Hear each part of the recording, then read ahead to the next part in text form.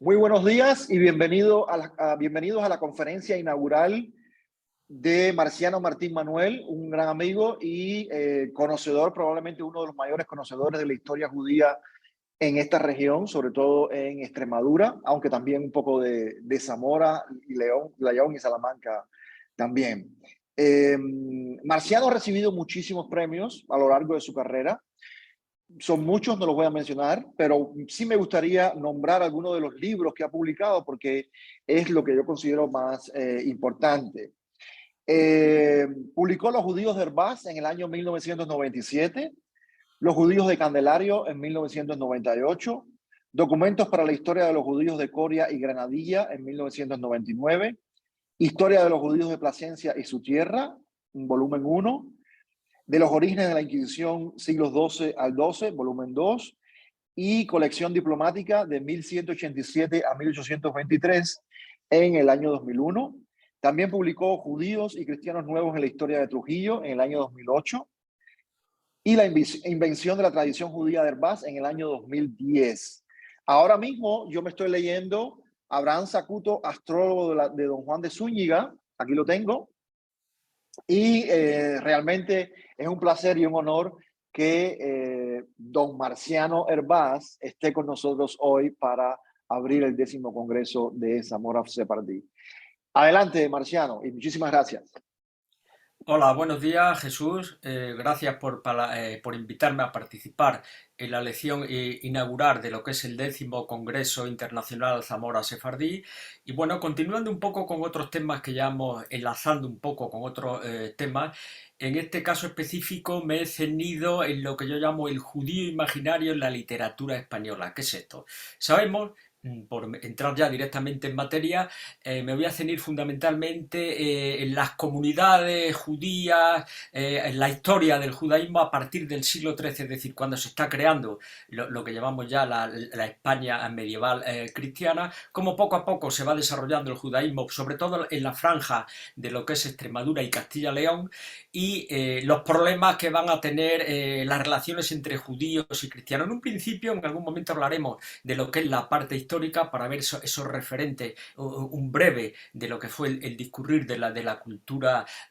judía por estos territorios, y luego cómo se va a producir una serie de hechos extrahistóricos, en este caso literarios, que van a incidir en una imagen muy diferente de lo que es el judío real. Por eso yo lo llamo el judío imaginario, es decir, tenemos el judío histórico, el que sabemos realmente cómo es una persona, y luego aquel que a lo largo de los siglos y de las generaciones se ha ido deformando a través de lo que es los hechos históricos. De hecho, en la misma carátula que estamos viendo aquí tenemos un reflejo de lo que es una caricatura de un judío del siglo XIV, que es muy conocida, muy famosa en España, que se encuentra en el archivo episcopal de Vic, que además es el que de alguna manera recrea la primera novela histórica que he publicado sobre los conflictos de los cristianos nuevos y la integración en la cultura cristiana. Y ya por entrar en materia, es importante tener en cuenta lo que yo llamo la historia de la conversión, es decir, los judíos se instalan en las comunidades, sobre todo de la zona que estamos estudiando, a principios finales del siglo XII, principios del XIII, y ya desde un principio el concilio de Letrán, es decir, la Iglesia Católica, está imponiendo una serie de pautas, de condiciones para limitar las relaciones entre judíos y cristianos. En un principio, este tipo de normativas antijudías no son aceptadas por los reyes porque están en una fase, digamos, de repoblación con comunidades tanto judías, cristianas y musulmanas, y no conviene poner leyes que de alguna manera frenen la integración. Pero donde realmente se va a tomar conciencia del hecho histórico realmente es a través del Concilio de Zamora en el año 1313, donde realmente ya los padres de la Iglesia Católica tienen muy claro que el judío está de paso en la cultura, digamos, en los territorios que pertenecen tanto a la cultura cristiana, y que son enemigos de Cristo y que con el tiempo terminarán convirtiéndose al cristianismo porque es la religión verdadera. Se va a marcar una serie de pautas, de hecho, que es lo que de alguna manera va a limitar, digamos, o a condicionar la relación entre los judíos y los cristianos, como es, por ejemplo, el uso del distintivo de la rodela, que le vemos en esta parte que vemos aquí abajo. Ven este emblema que vemos aquí en la caricatura, Aquí tenemos otro emblema de lo que sería el judío. También estas leyes van a impedir que el judío trabaje en las fiestas consagradas a la religión católica, y tampoco va a permitir la construcción de sinagogas. Sí permite que se reformen las antiguas, pero en cualquier caso siempre la sinagoga tiene que tener una altura inferior sobre todo a las iglesias y a las catedrales, porque en cualquier momento, en todo momento, tiene que estar prevaleciendo, incluso dentro de los edificios, lo que es la cultura cristiana sobre la judía. Hay una serie de hechos históricos que va a marcar lo que es la transición del judío a lo que es a la cultura cristiana o el cristiano nuevo, como son las persecuciones que hubo, sobre todo fundamentalmente en la parte de Castilla y de Andalucía a finales del siglo XIV, que va a producir un movimiento migratorio de los grandes núcleos urbanos a pequeñas poblaciones que son propiedad de la nobleza, porque va de alguna manera a utilizar el efecto llamada para,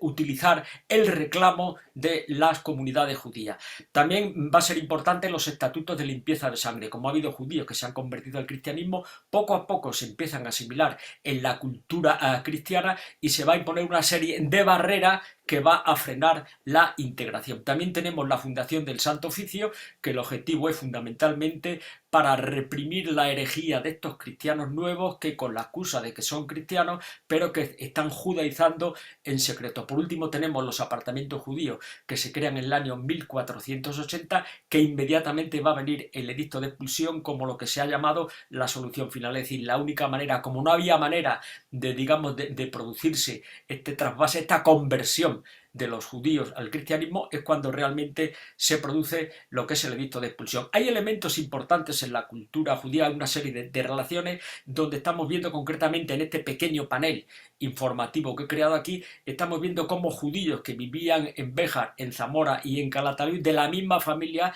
están interrelacionados con ellos y además relacionados con la cultura, digamos, la imprenta. Vemos que en Béjar vivió Rabí Allín Ibn Musa, y que uno de sus nietos, también que vivió ahí en Béjar, en la parte de la alcaicería de Béjar, que está muy cerca de donde actualmente se ha construido o se ha edificado lo que es el Museo de Judío David Merul, que por cierto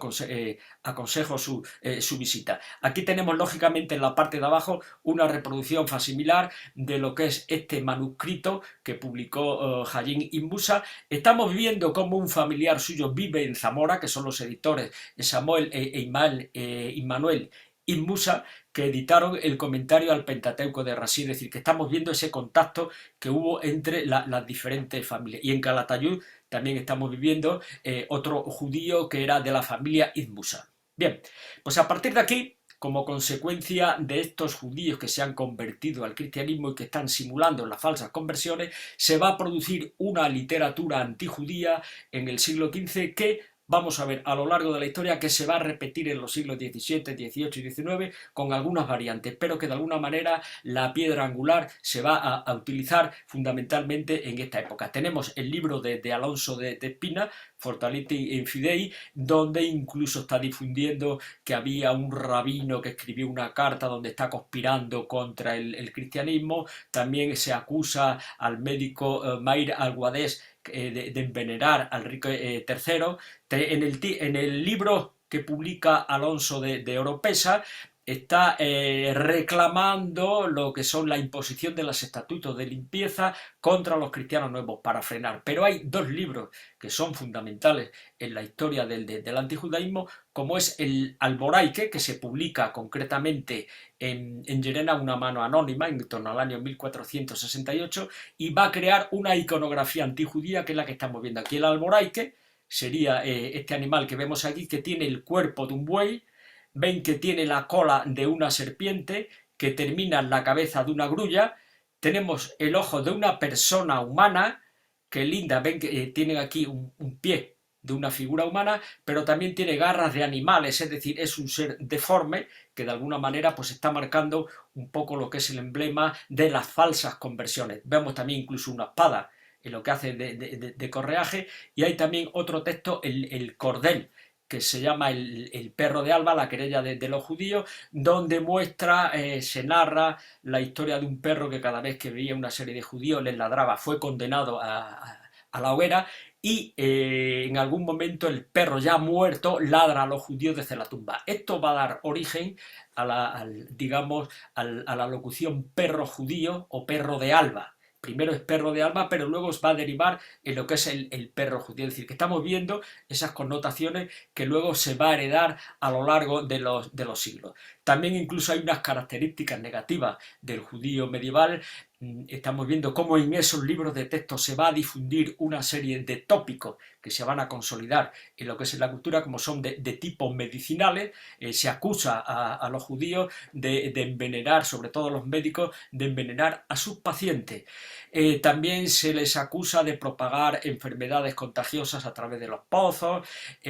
Otro elemento importante son las calumnias religiosas, que las podemos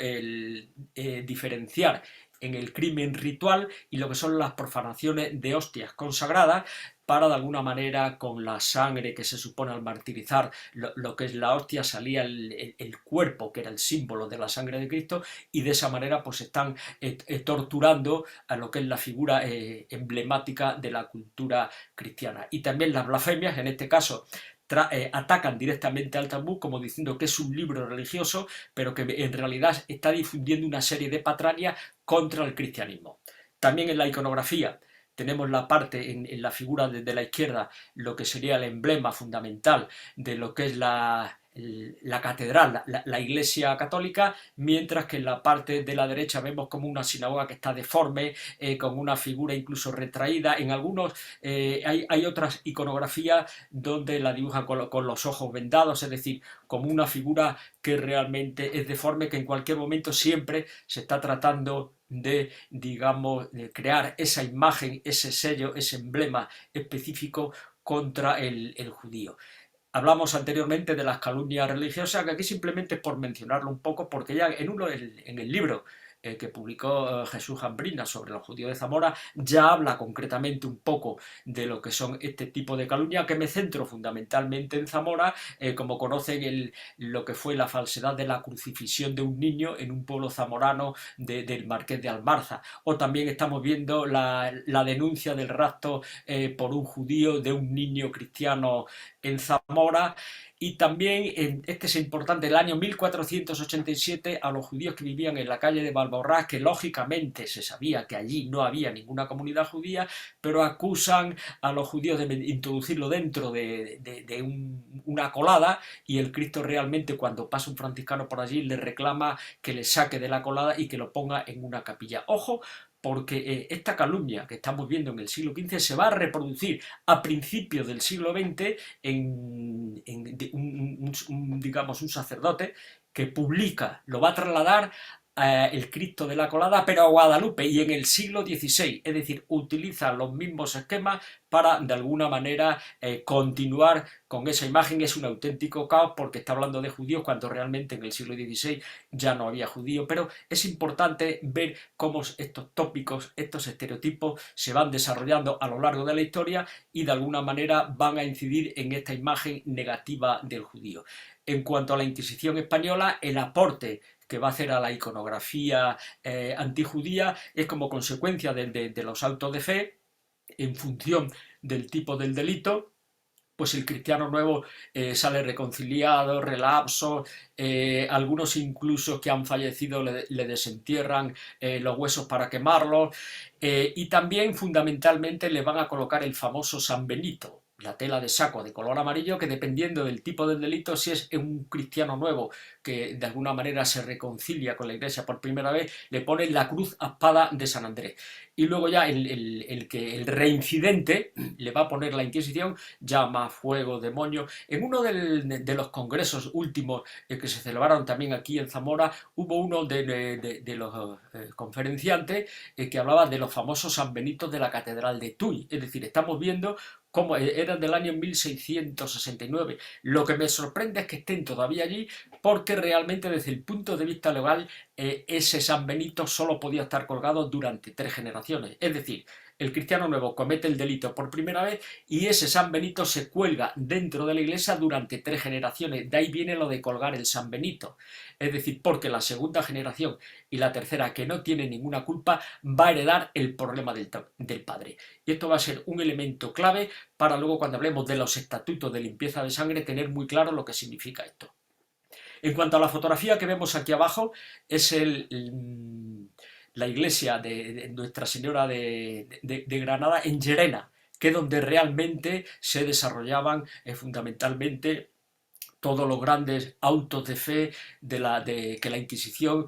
organizaba en Extremadura.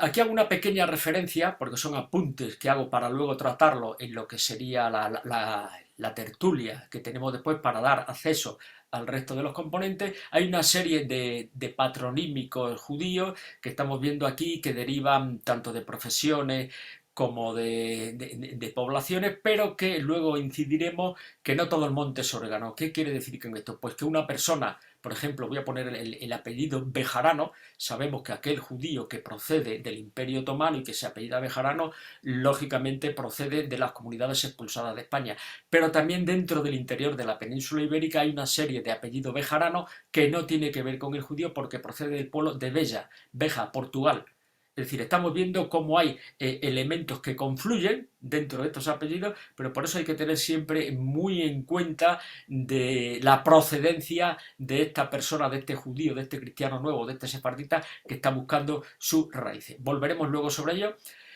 Por consiguiente, en el siglo XVII el cristiano nuevo tiene un problema. El ser o no ser del cristiano nuevo que llamo yo. Estamos viendo en este plano que tenemos a una parte lo que sería el Reino de Portugal y en la otra parte lo que sería Extremadura y la parte de Castilla y León. En función de las persecuciones de la Inquisición, el cristiano nuevo de Portugal se marcha a nuestros territorios y viceversa, cuando la Inquisición está, digamos, persiguiendo al cristiano nuevo en la península ibérica, se va a trasladar a Portugal. Entonces esto crea una crisis interna y el cristiano nuevo tiene muy claro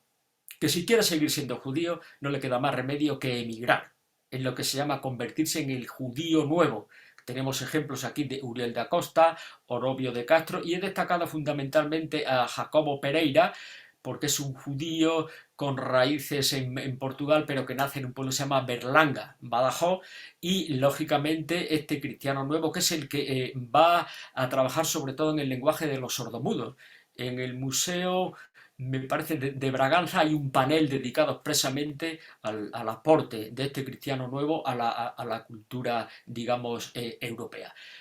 En la parte contraria está este cristiano nuevo que de alguna manera arroja la toalla, se da cuenta de que ya no tiene sentido continuar con los vestigios hebreos y se va a hacer de cristiano nuevo a cristiano viejo. Aunque lógicamente, como tiene este comportamiento antisemita que hay con respecto a este judío imaginario, va a tener problemas para asimilarse, pero poco a poco se va a integrar en la sociedad. Tenemos lógicamente los estatutos de limpieza de sangre, que esto va a poner un freno al cristiano nuevo, porque el estatuto significa lo siguiente: cualquier persona que quiera integrarse tanto en el cabildo eclesiástico, en los de clérigos, las órdenes militares, en la Inquisición si quiere solicitar el cargo de comisario, familiar o notario, o en las universidades, le van a hacer un examen de limpieza. Eso significa que hay un tribunal que de alguna manera va a inspeccionar tu árbol genealógico, y el que tenga el San Benito en las 3 primeras generaciones no puede tener acceso, digamos, a estas instituciones y va a ser discriminado. El que está ya en la 4ª, porque uno de los problemas, hay gente que a lo mejor se extralimitaban en las funciones, llegaban a la 4ª generación y demostraban que era descendiente de judíos, pero ese cargo podían eliminarlo por la vía jurídica. Aquí tenemos los emblemas de la Inquisición, que de alguna manera son los que van a marcar la pauta, y evidentemente cuando se está produciendo ya la asimilación del cristiano nuevo en la cultura cristiana, va a tratar de asimilarse plenamente y son los primeros familiares de la Inquisición, incluso sacerdotes, y cuando están plenamente asimilados, en todo momento están demostrando que son más papistas que el Papa, porque eso es un poco el esquema de lo que sería el eje de la asimilación. Volviendo a lo que es la literatura, esta literatura antijudaica, la prosa doctrinal del siglo XVII, está recogiendo una serie de tópicos que es lo que se llama el adverso judaico, pero que lo que va a recopilar son estos mismos materiales que hemos visto ya en el siglo XV, es decir, se dedica simplemente a refrescar o hacer una especie de remake de lo que es la literatura antisemita. Aquí tenéis una relación de los textos, algunos son portugueses como el de Costa Mato, que tuvo una divulgación muy importante en España, pero el más emblemático de todos, el que tengo marcado en negrilla, Fray Francisco de Torrejoncillo, Centinela contra judíos, que publica en el año 1674, es un extremeño que nace un fraile franciscano en Torrejoncillo, que es un pueblo que pertenece al partido de Coria, Cáceres, y publica este bestseller, Centinela contra judíos puestos en la torre de la Iglesia de Dios. Esta concretamente es una edición del año 1720, pero hasta el siglo XVIII se sigue reproduciendo porque va a marcar la pauta de estos comportamientos, de este judío imaginario que es el que nosotros realmente estamos viendo aquí. Las referencias antijudías que vamos a encontrar tanto en la literatura como en la ensayística y en la dramática del siglo de oro, lo tengo un poco desglosado, hay muchos más, pero en líneas generales las más utilizadas, los recursos tópicos, que de alguna manera como lo conocía el público de a pie, pues se utilizaba mucho incluso en el teatro. He cogido la referencia de Luis Quiñones de Benavente, que hacía una serie de entremeses que se introducían dentro de las obras de teatro para relanzar las obras. Y de alguna manera está utilizando estos esquemas como son las imperfecciones corporales de los judíos. Hay que tener en cuenta que está hablando de cristianos nuevos, que muchos ya están asimilados, pero sigue utilizándose la palabra judío. Por eso algunos historiadores no lo han sabido interpretar bien y están hablando en el siglo XVII de los judíos en España, cuando realmente ya no había ningún judío, son cristianos nuevos, que algunos puede que estén más asimilados que otros y es lo que va a crear esa diferencia entre unos y otros. También se les acusa de que desprenden un olor corporal, que tenemos una referencia en el Ulises de Joyce, también está hablando de un perro que detectaba los olores, es decir, que estamos viendo incluso cómo estos mitos que se han reproducido en la península ibérica, pues de alguna manera se trasladan al resto de Europa. Tenemos el paradigma de la honra labradora, es decir, hay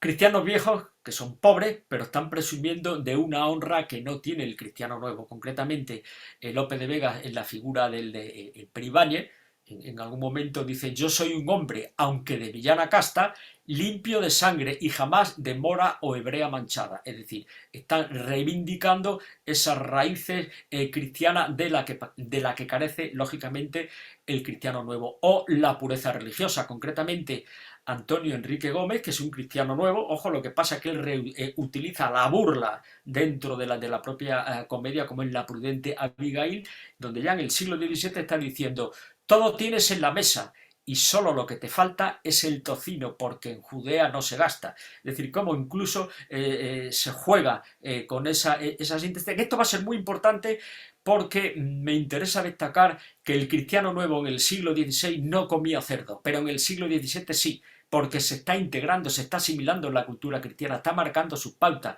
Por eso en algún momento, si vemos en el siglo XVII, al cristiano nuevo se le acusa de introducir la olla para simular que realmente está utilizando una comida cristiana, cuando realmente no tiene ningún sentido, porque desde el momento que introduce un material que no es kosher, pues lógicamente esa comida es impuro, pero siguen funcionando esos esquemas de alguna manera para denunciar cómo este cristiano nuevo ya se ha asimilado en la cultura cristiana y que está consumiendo incluso cerdo. Otro elemento tópico es lo que se llama el mesianismo judío, es decir, los cristianos nuevos, sobre todo de primera generación, difundían que el cristiano nuevo esperaba de un momento a otro la llegada inminente del Mesías. Entonces el cristiano viejo lo interpreta como a los judíos lo llaman lo de la ley cansada, es decir, no se cansan de esperar digamos, el retorno de la venida del Mesías, que en ningún momento se va a producir. También tenemos el tema de los pelirrojos.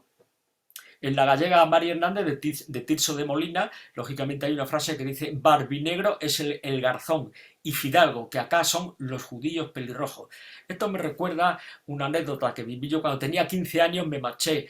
a estudiar a la Universidad Laboral de La Coruña con una beca que me concedió el Estado, y me acuerdo que nada más la primera visión que tuvo fue que el conserje de la universidad me ve como soy pelirrojo y me dice Rosso, bono, ni uno, y cada vez que me veía, bueno, me tuvo durante los 3 años que estuve ahí machacándome con el Rosso, bono, ni uno. Ojo, no lo decía porque tuviese raíces judías, no, para nada, es decir, ojo que tampoco sabía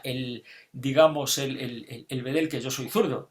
Con lo cual, evidentemente, tengo otros elementos que en algunos momentos también se achaca al judío el ser zurdo, como otros elementos de lo que es las referencias antijudías en la literatura del siglo de oro. Y ya por concluir con el panel, estamos viendo las pullas antisemitas, es decir, dentro de la literatura dramática de Luis Quiñones de Benavente y de otros muchos, pues lógicamente un chiste que funcionaba siempre y que hacía mucha gracia en el espectador era cuando se le llamaba al cristiano nuevo morcilla de sangre, o se le decía que son los hidalgos del prendimiento de Cristo, o le llamaban los de la ley cansada, es decir, que son recursos tópicos de cómo funcionaban en la sociedad. Hay un juego, el juego de la vaquilla, que existía en el siglo XVII, que es un juego que ha desaparecido totalmente incluso de los libros de historia, pero este es el objetivo, el tema central de un libro que publicaré a principios del siglo XVII, que se llama La Madronia y el Peropalo. El juego de la vaquilla era lo siguiente, era un juego antisemita que estaba autorizado por el Estado, sobre todo por las autoridades civiles y eclesiásticas, siempre y cuando se hiciera en Semana Santa, perdón, en carnavales. Y era lo siguiente, la gente se disfrazaba de judío, que era el traje se lo ponía vuelto de al revés, como ejemplo de la mala conversión, de la falsa conversión al cristianismo, y luego se acercaban a aquella persona que sabían que era cristiano nuevo y le decían, primo, ¿comes tocino? Entonces, claro, la persona le está diciendo que tú eres un descendiente de judío y, lógicamente, eso va a producir una serie de pleitos y de conflictos. Bien, pues este juego de la vaquilla se va a trasladar, sobre todo desde la parte de Plasencia, en la zona del Valle y del Jerte, en la diócesis de Plasencia. Estamos hablando del norte de Extremadura, y va a derivar en lo que era la Madronia, es decir, se introduce una canción donde dice, en par de la madroniera, juntito al castañar, había un judío muerto, llévenlo a enterrar. Se ponía la nariz y decía, cuac, cuac. Es decir, que era una manera de, digamos, denostar a los judíos. Esto iban por las casas y lo cantaban, y a veces se acompañaban de la flauta. Aquí tenemos una reproducción original del Museo de Cáceres, y también lo que es el rabel, este instrumento que vemos aquí, que para no entrar en la musicología, como me imagino que por ahí está mi amiga Judy Coy, eso lo dejo un poco abierto para que luego ella entre en materia, amplíe el tema, y bueno, que si vamos un poco como a veces los instrumentos musicales también van a tener un juego importante en lo que es la historia. Ya en el siglo XVIII hay un cambio, una evolución en lo que serían los judíos en la producción literaria del siglo XV, que van a introducir un elemento nuevo como es el mito judeo-masónico liberal. La persona que haya leído el libro del Cementerio de Praga es un ejemplo ideal para ver cómo se va a desarrollar este judío imaginario tanto en el siglo XVII, XVIII y XIX, que luego va a derivar, sobre todo, se va a utilizar lo que es la parte del judío errante, que es la fotografía que vemos aquí, y que luego va a venir un poco el origen de estos mitos del antisemitismo de origen racial, que luego ya va a derivar en el Holocausto, la Shoah, es decir, otros elementos que son mucho más fuertes. Es decir, que en un principio tenemos prácticamente hasta el siglo XVII, podía ser lo que es el antisemitismo, el antijudaísmo medieval de origen cristiano. Y a partir del XVII-XVIII ya viene el antisemitismo racial, que van a introducir otros elementos diferentes. Pero como ya digo, estamos viendo aquí en la literatura, la dramaturgia, la política, el romanticismo, estos elementos tópicos que estamos viendo aquí en pantalla, y que va a servir un poco pues para desarrollar esos mitos importantes. Y ya nos introducimos en el siglo XIX y XX, la historia y la literatura. Va a haber de alguna manera un cambio radical, como que esa presión que existía sobre el judío imaginario poco a poco en un principio se adormece, como es como consecuencia de la abolición del Santo Oficio en el año 1834 en España. Ojo, porque en Portugal la abolición se hizo antes. También los famosos estatutos de limpieza de sangre van a desaparecer definitivamente, y luego va a haber un cambio radical, sobre todo dentro de lo que son los liberales españoles, los progresistas, que como consecuencia del encuentro que hubo entre las tropas del general O'Donnell en Tetuán con la comunidad sefardita de Marruecos, pues lógicamente va a haber un revival, un interés por la cultura judía, y a partir de aquí se van a introducir elementos nuevos que va a refrescar un poco. Va a haber una parte positiva, una visión positiva del judío, pero que eso no va de alguna manera a eliminar esos tópicos del judío imaginario que se van a seguir reproduciendo. Sobre todo cuando viene la dictadura de Primo de Rivera,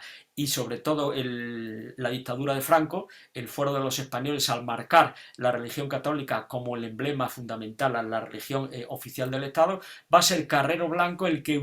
reutiliza el tema, o rescata el tema del contubernio judío-masónico comunista, que prácticamente lo hemos vivido hacia nuestros días, que es un poco una cruzada que utiliza la Iglesia Católica contra este judío, el judaísmo, el lobe judío, etcétera, etcétera. Sin embargo, en el año 1965, con el Concilio Vaticano II, ya con la Nostra Aetate, de alguna manera la Iglesia va a reconocer el mito, el mito del deicidio, lo elimina, y va a abrir ciertas puertas, pero que no significa de ninguna manera que sea borrón y cuenta nueva, simplemente que hay una pequeña, digamos, evolución de lo que es la historia. Y ya por último, por concluir, estamos viendo una serie, uno de los mitos fundamentales que se va a crear en la literatura, que es el de las llaves. Estamos viendo concretamente aquí un libro, un cómic de Hugo Pratt, que es judío, donde de alguna manera traduce este mito que se crea en el siglo XIX, incluso todo lo recoge en la fábula de Venecia. En la introducción, en el prólogo, pues él habla de que él tenía en su familia había una llave que habían tenido su descendiente, que procedía de la familia de los toledanos, y que lo mantenían en la parte en el larguero, en la viga fundamental de su casa. Y luego Arturo Barea, que es un escritor que nació en Badajoz, lo que pasa que con 7 años se marchó, y en la ruta, lógicamente, Arturo Barea, cuando estuvo en la guerra de Anual, tuvo relaciones, conoció realmente a judíos de carne y hueso, pero está de alguna manera reutilizando, que es lo que se utiliza todavía, se hacía mucho en España, es decir, hay elementos nuevos, pero no te deshace de aquellos elementos antiguos que son estos mitos antijudíos, y que en este caso introducen el tema de la llave. En algún momento José Luis Lacabe publicó un libro sobre los orígenes del judaísmo, y sobre todo en la parte de Oriente Medio, y él detectó que fundamentalmente los judíos que proceden de la parte de la Sefará medieval, que los que reivindicaban esas raíces, el que más y el que menos, decía que todos procedían de la imperial Toledo. Es decir, él se preguntaba, bueno, si todo el mundo procede de Toledo y no había tantos habitantes en Toledo, es decir, ponía un poco de cómo a veces están jugando con ciertos elementos tópicos. Ojo, que no estoy diciendo que la cultura es fundamental, esa herencia que se llevaron los judíos expulsados de España, porque de alguna manera está manteniendo parte de esas raíces que nosotros la estamos recuperando a través, digamos, de la cultura popular. Y ya por concluir, tenemos en cuenta dos elementos fundamentales para aquellas personas que les guste tanto la literatura como el ensayo. En este que vemos el Libro Verde, que reutilizo el emblema del cristiano, esta carátula ofensiva contra el cristiano, es donde recoge los problemas que tuvieron los cristianos nuevos para integrarse en la cultura cristiana. Es decir, hay una serie de comportamientos en los que, bueno, no voy a reincidir ahora, y el otro es la madroña y el pero-palo, que explica ese referente antijudío que existía en Extremadura, que se ha perdido, pero ojo, porque aquellas personas que conozcan, hay una fiesta que se llama el pero-palo. Bien, pues el pero-palo viene del juego de la vaquilla. Es decir, es un mito, una actividad antijudía que procede del siglo XVII, no del siglo XV, como han hablado algunos historiadores, no, viene concretamente de ahí. Lo que pasa que ya esta fiesta, a través de los años, aquellos comportamientos, aquellos elementos y materiales antijudíos prácticamente han desaparecido y ahora tiene otro aspecto diferente. Y bueno, pues esto es un poco en temas generales lo que es el tema de la exposición, y simplemente recordarles para aquellas personas que quieran participar en la, digamos, en la exposición y en el coloquio, pues que conecten con nosotros a través de Zoom, aquellas personas que estén matriculados, para continuar con lo que es el tema de lo que es la conferencia. Y nada, pues esto es todo. Gracias por su atención, y también a ti, Jesús, por la invitación a lo que es al Congreso. Muy bien, Marciano. Entonces, pasamos ahora a la conversación en el espacio de Zoom. Nos vemos. Hasta ahora. Perfecto, gracias.